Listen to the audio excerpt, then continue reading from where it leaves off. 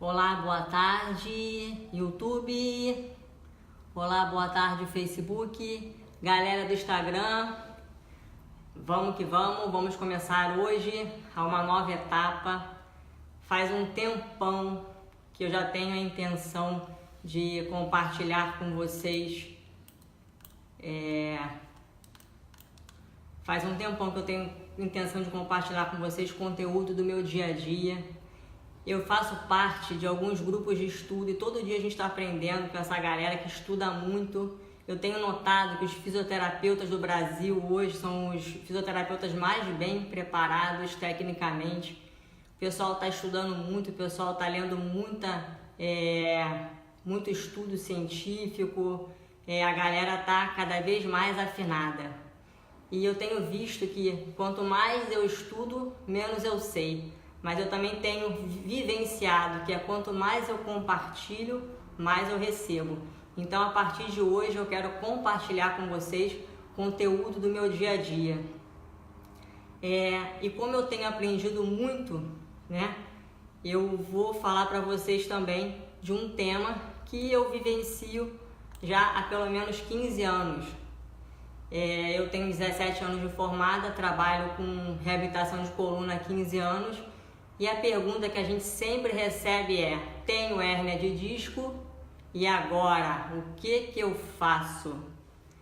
Vamos lá, vamos começar então, pessoal. Vamos para a introdução. Vamos entender um pouquinho desse conteúdo que a gente acha que é muito complexo, mas que na verdade ele é simples. A hérnia de disco ela é extremamente comum. Ela é hoje considerada uma patologia de suma importância devido à alta incidência de altos custos gerados para a saúde pública. São gastos bilhões de dólares, de euros para o tratamento dessa desordem. Só no Brasil, 6 milhões de brasileiros sofrem com essa doença e é a segunda maior causa de afastamento de trabalho, ficando apenas atrás das doenças cardíacas. O público que mais... A faixa etária que apresenta-se com a hérnia de disco é de 25 a 50 anos, que é a faixa etária que a gente está correndo mais atrás, Topograficamente, ela predomina na lombar, em L4, L5, L5, S1, seguido de cervical e torácica. Pessoal, podendo ser assintomático em grande parte dos pacientes. Como assim, Marina? É verdade, a prevalência dessa condição ela vem aumentando. Por quê? Porque as pessoas estão realizando mais exames de imagem. Então as pessoas hoje elas ficam sabendo, através dos laudos do exame, que ela tem hérnia de disco. Além do mais, as pessoas estão mudando o comportamento e vivendo um estilo de vida muito prejudicial. A hérnia de disco ela só é um problema quando ela é associada a um dano neurológico significativo ou é progressivo, ou seja, em 5% dos casos. 90% hoje das dores lombares elas são inespecíficas e apresentam bom prognóstico. Então, o que acontece? Nós nascemos e estamos em processo de envelhecimento e vai acontecendo o quê? Alterações estruturais no nosso corpo. Meu cabelo, deixei até um fio branco aqui, tem um fio branco aqui. Meu cabelo tá ficando branco, eu tenho 38 anos, eu já tô ficando com rugas na sobrancelha, tô ficando com pés de galinha. Imagina então como que tá ficando o meu disco. Assim como meus cabelos estão ficando brancos, as minhas rugas estão aparecendo, o meu disco também está envelhecendo. No Canadá, houve um estudo em pacientes assintomáticos que revelou que 91% desses pacientes eles tinham degeneração discal. 56% eles tinham também diminuição da altura do disco. 32% tinham protusão discal e 38% tinham ruptura do anel fibroso. Imagina você ler isso numa ressonância, ruptura de um anel fibroso. Sendo que esses pacientes eles são assintomáticos. Então, todos esses nomes eles estão escritos, estão presentes no laudo da ressonância. Aí você vai me perguntar, mas Marina, por que a gente tem hérnia de disco? O que leva a gente a ter esse problema? Quais seriam então os fatores de risco? o primeiro fator de risco, sem dúvida, fator número 1, é a herança hereditária, certo? Aí não tem como modificar, é a herança hereditária. O segundo, que já tem estudos que comprovam, seriam o tabagismo, fumar. Por quê? Porque há uma deposição de substâncias tóxicas. Então, fumar, ele danifica os capilares, as placas cartilaginosas, que é onde acontece a difusão, né? A hidratação do disco. Então, o que acontece? Quando a pessoa fuma, ela apresenta uma desidratação precocemente. A pessoa também é um fator de risco, a pessoa que está com sobrepeso. O próprio envelhecimento natural do disco, né? Que é a idade. Eu colocaria também, pessoal, posturas prolongadas, como por exemplo, ficar sentado muito tempo em postura relaxada. E colocaria também o esforço de pegar peso fazendo flexão de tronco. A gente sabe que a flexão do tronco, ela aumenta a pressão do disco, ela aumenta a tensão dos ligamentos, faz com que a água saia do disco. E dependendo de como você pega esse peso, isso pode levar a um trauma, levar a um estiramento desse ligamento que fica ali, que chama-se ligamento longitudinal posterior, levando a uma fissura dessa placa cartilaginosa, edema e dando a hérnia discal. Mas muitas vezes a gente tem o problema sem danificar o disco. Você tem ali só o edema, que é altamente inflamatório. A irritação mecânica e química leva à dor, certo? Mas aí como é que acontece então a formação dessa hérnia de disco, né? Inicia-se então no disco o surgimento de fissuras no anel fibroso.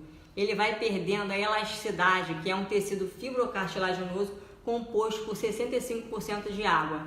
É uma estrutura bem flexível que permite a mobilidade da coluna vertebral.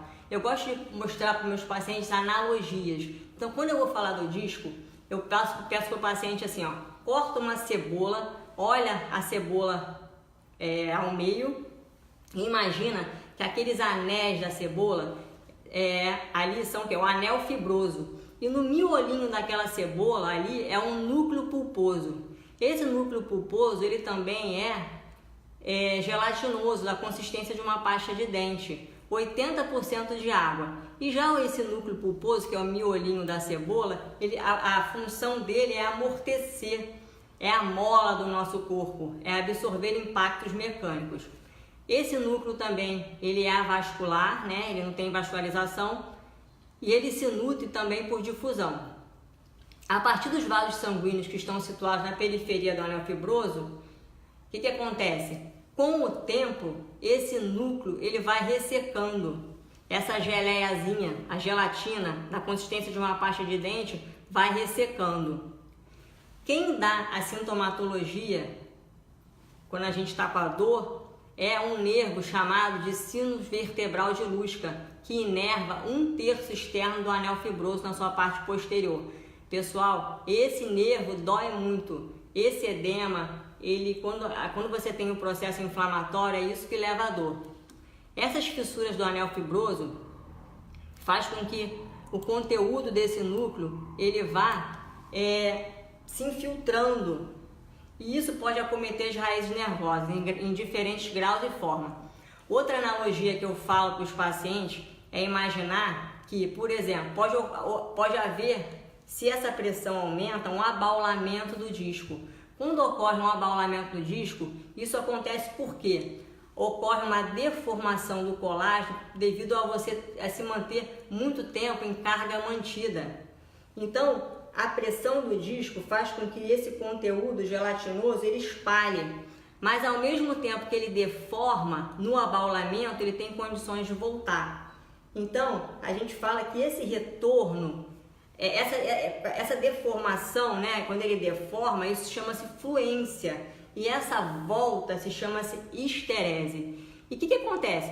O abaulamento, você tirou a carga, ele melhora, a tendência é você melhorar, mas pode ocorrer também um rompimento dessa parede discal, levando a um extravasamento desse conteúdo, formando assim então a protusão ou a própria extrusão com a perda de solução de continuidade, o conteúdo do núcleo pulposo ele invade o canal da medula, o que nós chamamos de sequestro. Aí você vai ler lá na ressonância. Eu estou entrando um pouco, pessoal, nesse conteúdo pesado, porque você acaba lendo na ressonância determinados termos técnicos, que aí eu quero trazer para vocês uma informação leve sobre a hérnia de disco, mas não tem como fugir um pouco da biomecânica, fugir um pouco desses nomes técnicos que vocês acabam lendo na internet, vocês acabam lendo nos laudos da ressonância. Então vamos aprofundar um pouquinho. Quando a gente tem esse extravasamento, né, quando você tem a hérnia de disco, você pode ter 4 zonas do disco acometida. Se você tiver a zona central do disco acometida, isso aí é raro, de 5 a 12% dos casos. E geralmente isso ocasiona uma radiculopatia bilateral. O paciente vem com sintoma nas 2 pernas e ele apresenta na avaliação uma posição antálgica, né, em flexão. O paciente vem curvado para frente e ele tem dificuldade em fazer a extensão, que é envergar a coluna para trás. A hérnia mais comum seria a posterolateral, que é 90% dos casos, né? Geralmente o paciente chega com uma radiculopatia unilateral e pode vir também acompanhado de um lateral shift. E geralmente essa posição antálgica ela é direta. A foraminal, pessoal, é a pior, é aquela rebelde, onde 80% dos pacientes não melhoram e cria muita inflamação. Essa hérnia ela ocorre dentro do forame de conjugação. E essa posição antiálgica do paciente, ele não consegue apoiar na perna, ele vem pulando no seu consultório porque ele não consegue descarregar o peso na perna. A gente chama de tripsflexão. E pode ocorrer também um lateral shift. E a 4ª zona onde o disco pode ser acometida é a extraforaminal, que geralmente pega a raiz de cima e a posição antiálgica é uma posição cruzada. Então o paciente ele vai apresentar os sintomas de acordo com a raiz que está comprometida. Aí eu peguei aqui o livro do Moore, que eu amo, né? Estudei muito na época da osteopatia, e vocês vão ver que o corpo ele é todo dividido de acordo com zonas, certo? Então se você tem lá a raiz de L2, ó, pessoal, olha que figura linda, colorida. Se você tem aqui a raiz de L2, você vai o quê? Levar a um sintoma na virilha, levando a um comprometimento, né, do músculo ilho-psoas. Se você já pegar a raiz de L3, você vai pegar também o ilho-psoas e a região do quadríceps, certo? Se você pegar a raiz de L4, você vai pegar a parte anterior da coxa, que vai ser o quê? O quadríceps e a extensão do joelho, certo? Se você pegar a raiz de L5, vai ser a parte lateral da perna, sendo que você vai comprometer o primeiro e o segundo dedo, o hálux vai estar comprometido. E geralmente o teste que a gente faz na avaliação é pedir para o paciente andar, né, no calcanhar, fazendo dorsiflexão. Se você não consegue fazer extensão do hálux, é sinal de que você tem já uma perda de força, né, nessa raiz de L5. E S1, você pega os gastrocnêmios, né, e você também pede para o paciente andar na ponta do pé. Se ele tem preservado, consegue andar no calcanhar e consegue andar na ponta do pé, a gente vai saber já que as raízes, né, que a gente viu lá, que topograficamente são mais acometidas, L4, L5, L5, S1, estão preservadas. S2 pega a parte dos isquiotibiais, os gastrocnêmios e parte do glúteo máximo, e S3 pega a parte interna da coxa. Se a gente for levar para as hérnias cervicais, que a gente não pode falar também só de lombar, eu adoro tratar pescoço, pessoal. Raiz de C4, a gente tem que ver o quê? Avaliar o trapézio. C5, a gente pega a parte do deltoide e geralmente a parte lateral do braço, e geralmente o paciente vem com uma fraqueza do bíceps e do infraespinhoso. Se você pegar a raiz de C6, você vai ver também que o paciente está com essa parte, né, C5, C6, você vai pegar essa região frontal do braço e o paciente vai ter dificuldade de manter esse movimento aqui, ó, tá? Se você pegar a parte de C7 T1, você vai pegar C7 tríceps, né? Região do dorso, e você vai ter também um comprometimento do terceiro, do quarto e do quinto dedo. Se você pegar C8, é região ulnar, né? Região ulnar. Então, se a gente conseguir olhar lá, você pega na internet qualquer mapa, você coloca lá, mapa de dermátomo, e você vê aonde é a área que você está sentindo o desconforto, você já vai ter já uma noção da onde pode estar o problema, certo? E a gente tem que pensar também, eu acho muito importante a gente falar da nutrição do disco. A gente sabe que ao longo do dia, quando realizamos diversos movimentos, a coluna ela está submetida a diferentes forças compressivas. Então o que acontece? Levando à desidratação dos discos intervertebrais. Então a gente sabe que o excesso de flexão, como foi falado, ele tira a água do disco, ele leva ao aumento da pressão, ele leva ao aumento da tensão dos ligamentos. Então o que acontece? Durante o dia nós perdemos água do disco. Nós precisamos dormir bem, é fundamental a gente dormir bem para que esses discos eles sejam reidratados, mais uma vez por processo de difusão. Por quê? O disco ele é como se fosse uma esponja, ele tem o poder de absorver a água, a gente chama isso de, o disco ele é hidrófilo. Então pessoal, quando nós vamos dormir e nós acordamos no dia seguinte, nós acordamos com um disco hidratado, ele está maior, então nossa altura ela está maior também. Conforme a gente vai fazendo nossas atividades do dia a dia, que nós vamos perdendo água do disco, à noite nós estamos mais baixo, certo? Então, a pergunta que não quer calar também, que todos os meus pacientes, todos não, mas assim, uma grande maioria fala, Marina, meu problema é quando eu acordo de manhã. Eu acordo com uma dor de manhã, uma rigidez e eu não sei o que fazer, não sei, eu me mexo, dói. Então, quando eu levanto da cama, quando eu vou escovar os dentes, quando eu vou colocar um calçado, mesmo tendo que defecar de manhã, eu sinto muita dor. Então, eu falo para vocês que 300% dos pacientes, eles acordam mesmo mais rígido. Por quê? Se a gente for pensar na fisiologia, né? Durante a noite, esse líquido, ele sai da placa terminal e volta para o disco, fazendo como por exemplo, que um desarranjo, né? Que é um termo utilizado muito pelo MDT, ele aumente. O que acontece? O disco ele se reidrata, aumentando de tamanho. Quando o paciente acorda e fica de pé, ele coloca a ação da gravidade, é gerada uma maior pressão nesse disco. Por quê? Porque as pressões elas empurram o núcleo para as fissuras posteriores, que é por onde passa, tá lá a inervação. Aí que dói mesmo. Mas o que acontece? Você vai se movimentando, a água vai saindo do disco, essa amplitude de movimento vai melhorando e parece que você vai aquecendo e as coisas vão melhorando. O que acontece? A gravidade ela faz com que o disco diminua novamente o tamanho. O disco vai perdendo a água, vai diminuindo a resposta irritativa do anel e aumentando a mobilidade do paciente. Então, pessoal, a gente entendendo isso, a gente fica até mais tranquilo, porque o desespero dos meus pacientes é principalmente esse. De manhã acorda muito rígido, com muita dor, e à noite não sentem nada. Aí eu vou falar para vocês assim, e diagnóstico de imagem é importante?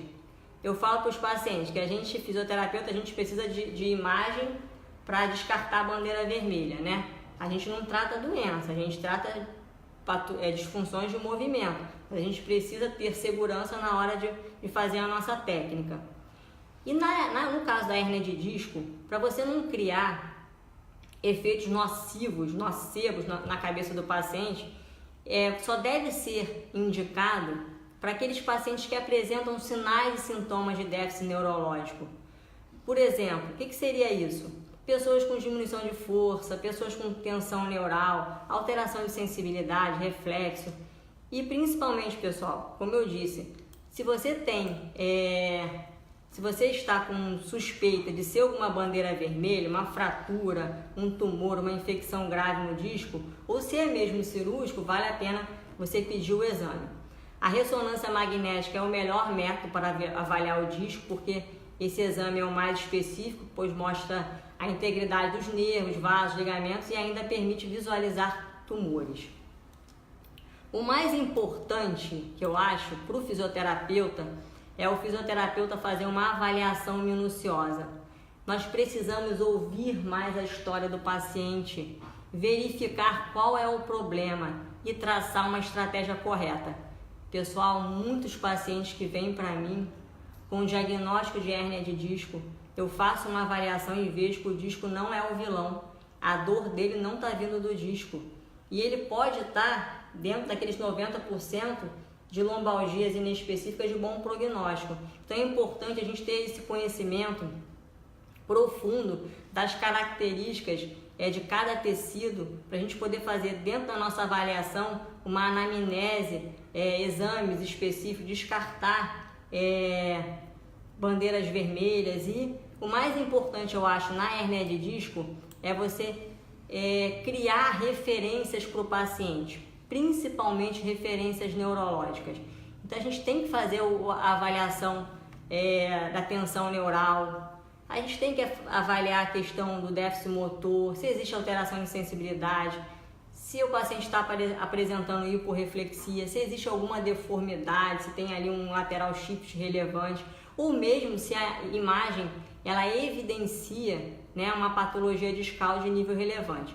Então eu acho que quando a gente foca nessas referências neurológicas, a gente traz mais segurança, tanto para o terapeuta, que a gente vai poder mostrar para o paciente, ó, eu fiz uma técnica tal, olha como é que a tensão neural diminuiu, ó, você estava com diminuição de força ali em L3, olha como é que você faz o movimento agora, olha como é que está com mais facilidade, você melhorou a sua força. Então, quando você cria também referências neurológicas positivas, que você cria referências para o paciente, isso ali mostra que o seu resultado, que o seu tratamento está dando resultado também. Então, hoje eu não consigo fazer uma avaliação sem criar referências. Vocês vão chegar no meu consultório, para quem me conhece, tá cheio de pedaços de esparadrapo colado nas paredes. Porque quando eu avalio uma cervical, não tem como. Você vai avaliar uma rotação de cervical, você tem que marcar onde que o paciente está olhando. Marquei. E depois você tem que repetir, faz a técnica e repete de novo e vê se aquela técnica que você fez deu resultado. Então, quando eu crio essas referências, os pacientes ficam muito contentes e veem ali que realmente a fisioterapia pode ajudar, e isso aí traz muita confiança na avaliação, né? Em se tratando de hérnia de disco, né, a gente sabe que o caráter benigno da doença, a primeira escolha então é o que? O tratamento conservador, onde 90% das hérnias discais elas podem ser absorvidas com tratamentos conservadores em 6 meses. Eu gosto muito de comparar, né, para o paciente, assim, ele vem com aquela imagem, com aquela hérnia gigante, né, e eu falo para ele, ó, se a gente for fazer uma comparação entre a hérnia pequena e a hérnia grande, você sabia que a hérnia grande ela tem um melhor prognóstico? Por quê? Porque é mais fácil de absorver por processo de fagocitose. O corpo ele reconhece aquilo ali como algo estranho e ele recupera aquilo ali mais rápido. Então, pessoal, o tratamento fisioterapêutico ele vai depender da sua avaliação. O fisioterapeuta, lembrando, ele não trata a doença, e sim ele trata as disfunções do movimento. Hoje nós temos um monte de ferramentas dentro da área da fisioterapia. Eu não estou aqui para vender técnica nenhuma, para falar, se aprofundar em técnica. A gente pode até falar outro dia sobre as técnicas da fisioterapia, mas eu acho que o mais importante enquanto fisioterapeuta é a gente ter as ferramentas necessárias para resolver o problema do paciente de forma rápida e eficiente. Aqui na clínica a gente foca muito, foco, ação, resultado e resolver rápido. E principalmente entende o problema do paciente, cria estratégia para ele e ele executa. E principalmente mandar para o paciente, falar assim logo no primeiro dia, ó, o controle do problema tem que ser seu. O gerenciamento do seu problema é seu e não meu. Então, se ele entende o problema que ele tem, ele se autogerencia mais eficientemente, né? Em se tratando de hérnia de disco, a gente tem hoje uma metodologia de tratamento chamada de classificação de subgrupos, que a gente utiliza muito aqui na clínica. Por quê? Ele separa os pacientes de acordo com sinais e sintomas. Nós também temos a terapia mecânica, utilizando as estratégias de carga com o objetivo de remodelar o tecido, que é o MDT. Podemos utilizar também a maca de flexo de extração, né, em alguns casos onde o paciente apresentar os preditores clínicos positivos, como dor abaixo do joelho, diminuição de força, diminuição de reflexo, sinais de compressão. Então, quando eu comprei a maca, pessoal, em 2013, eu achei que eu ia resolver a situação de todo mundo. Eu achei que naquele momento ali, eu ia... como é que se diz? Eu era a bala que matou John Kennedy. Eu até brinco com o pessoal, porque eu achei que aquela ferramenta para mim ali, ela ia ser fundamental para eu resolver todos os problemas do paciente. Hoje, se passou 5 anos que eu já utilizo a maca de descompressão, eu vejo que eu posso usar, ela funciona muito bem, mas em mais ou menos 10% dos casos, de acordo com esses preditores clínicos que eu falei anteriormente. Então, o paciente que tem sinais de compressão, como dor abaixo do joelho, diminuição de força, alteração de reflexo, você utiliza a maca e tenha sucesso no seu tratamento. Mas a gente sabe que o resultado vai vir de acordo com a boa avaliação e você prescrever o tratamento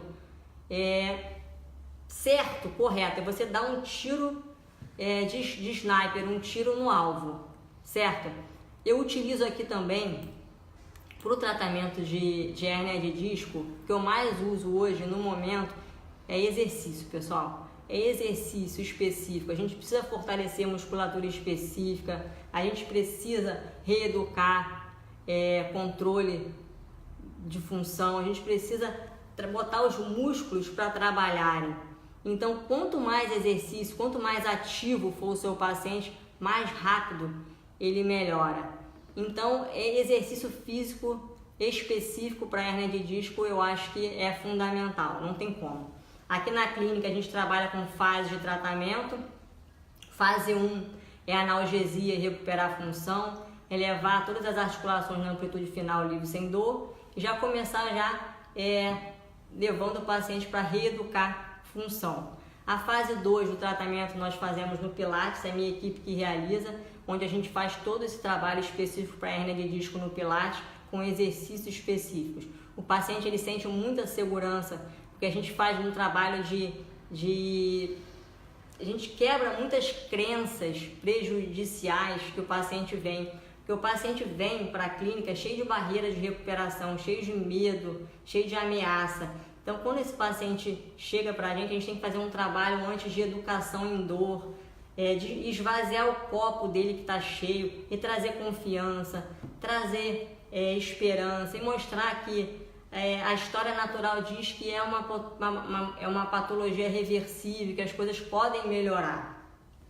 Mas também existem aqueles pacientes que são severos, aquelas radiculopatias que não respondem mecanicamente.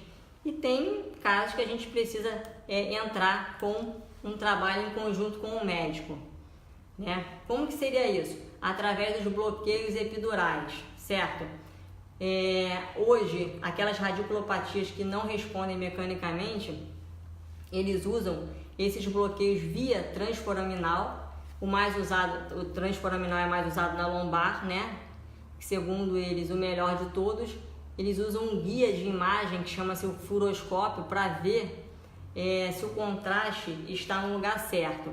Aí aplica um anestésico, geralmente lidocaína, depois bota um corticoide e aquilo ali vai diminuindo o processo inflamatório. Agora nesse ano, no congresso que eu fui do MDT, foi apresentado um trabalho muito interessante do MDT, né, combinado com um bloqueio epidural. Esse estudo recente ele mostrou-se muito promissor para esses pacientes que eles eram candidatos à cirurgia de hérnia de disco e foram tratados através desse bloqueio epidural transforaminal com esteroide, né? E o que eles viram? Os resultados desse tratamento. Depois de 2 semanas o bloqueio diminuiu a dor em 50% dos casos. O restante tiveram pacientes que fizeram novos bloqueios, mas também houveram uma classificação em 4 grupos com planos próprios de tratamento. Então, assim, o paciente do grupo 1, ele apresentou o quê? Os sintomas eles foram resolvidos. E o paciente ficou na escala analógica de dor com dor 1 de 10. Esses pacientes eles foram orientados usando os princípios do MDT, eles foram tranquilizados, ali foi feito um trabalho para desfazer crenças prejudiciais. O paciente ele foi encorajado a aumentar gradualmente a carga de atividades normais, voltando para o trabalho, voltando para o seu lazer. Ali foi ensinado para o paciente que ele tem que manter o equilíbrio entre as atividades de flexão e extensão. Ele precisa se permanecer o quê? Ativo. A principal palavra para tratamento de hernia de disco é se manter ativo. O contrário do que hoje é pregado, você botar o paciente em repouso, encher o paciente de remédio e esperar a mãe natureza trabalhar. Pessoal, a gente não trabalha mais assim. Então a gente precisa manter esses pacientes ativos, colocar ele no pilates, fazer caminhada, bicicleta. Então esse grupo 1, ele foi orientado dessa forma, sem causar exacerbação significativa nesse sintoma da perna. Lembrando, esses pacientes eram pacientes com uma radiculopatia que não respondiam mecanicamente. O grupo 2 foram aqueles centralizadores e que tiveram uma preferência direcional. Então eles foram tratados com exercícios, em direção específica, e foi pedido para que eles fizessem também a correção da postura. Pediram para eles também se manterem ativos, realizarem pilates, caminhada, bicicleta. Já o terceiro grupo, pessoal, foi aquele paciente que a dor ela periferizou, não teve efeito, mas o paciente mesmo assim falou que a dor na perna estava um pouco melhor. Esses pacientes eles foram tratados também usando os princípios do MDT. Eles foram também orientados para equilibrar as atividades de flexão e extensão, foram tranquilizados sobre a história natural, mas o principal, que não parasse com as atividades, sendo que essas atividades a dor poderia até aumentar, mas ela não poderia permanecer mais alta por mais de 10 minutos. Então foi batido mais uma vez, o paciente precisa permanecer ativo, realizar bicicleta, caminhada, pilates, progredir gradualmente as suas atividades, retornar ao trabalho, lazer, sem ter exacerbação do quadro da dor da perna, E teve os pacientes que não responderam, não foram centralizadores. Esses pacientes apresentaram um alto nível de dor ou incapacidade após o bloqueio e foram encaminhados de volta para o cirurgião para a cirurgia. Pessoal, cirurgia de coluna tem o seu papel, mas é a minoria dos casos e deve ser bem indicada.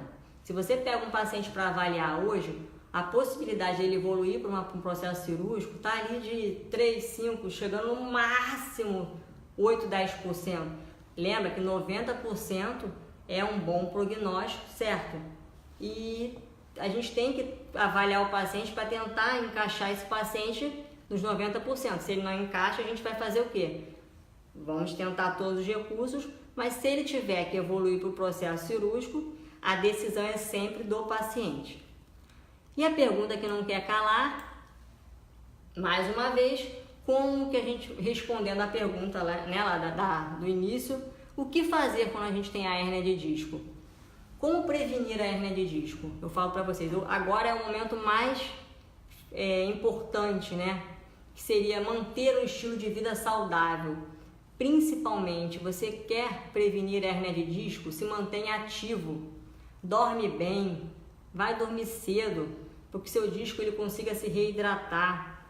Não fume, porque já foi comprovado em estudos que o cigarro desidrata precocemente o disco.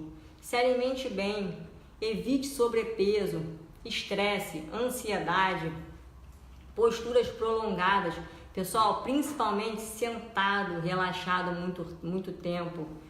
Eu acho que a palavra equilíbrio, né, é o fundamental. Se você ficou muito tempo em flexão, em uma postura prolongada, a gente precisa pensar que nós somos uma balança. Se ficou muito tempo em flexão, a gente precisa o quê? Da extensão para equilibrar, certo?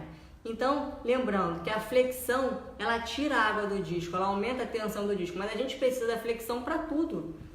Tudo, a gente não pode deixar de fazer a flexão. O maior erro é esse, a gente querer proibir do paciente fazer flexão. Claro que não. A flexão é fundamental e tem pessoas que precisam de flexão também, até mesmo na hora da reabilitação. Uma grande parte precisa de flexão. Então a gente sempre tem que pensar nessa analogia da balança. Sempre pensar que a hérnia de disco ela é reversível e a história natural dela é super favorável. Aí o paciente vai me perguntar também, Marina, eu devo evitar determinadas atividades? Eu falo para o paciente assim, bem enfaticamente, você não deve evitar nada. Você pode fazer tudo, dependendo de cada fase, né? Depois, vamos dizer assim, você está numa fase de profilaxia, o paciente não tem nada, né? Vamos pensar que é um paciente que não tem nada, ou está na fase final de profilaxia. Eu falo para ele, você não deve evitar nada. O que você pode fazer é mudar de posição sempre. E a melhor estratégia mudar de posição sempre é a melhor estratégia. Aí você fala assim, correção de postura não. A melhor posição ou postura, a gente está ouvindo falar isso sempre, é o quê? É sempre a próxima. Então, se a gente está muito tempo numa posição, o que a gente vai fazer? Vamos passar para uma outra posição. Então, a melhor posição ou postura, ela é sempre a próxima. Marina, qual é o esporte que eu devo fazer? Essa pergunta é muito legal também. Fazer o que você gosta, porque senão você não vai conseguir se manter. Eu estava muito focada, quero fazer Muay Thai, acho muito legal você fazer essas lutas. Aí fui, comprei um short, comprei luva, comprei saco, comprei tudo. Fiquei uma semana, por quê? Porque não é aquilo. Então, na verdade, você só vai se manter fiel naquilo que você gosta. Então, escolha uma atividade que você goste, que te faça feliz. Pessoal, se você gostou desse vídeo, compartilhe e fique ligado nas nossas mídias, lembrando que toda terça-feira, às 12h30, estaremos juntos, eu, minha equipe e convidados, falando de temas atuais escolhidos por vocês. Muito obrigada a todos!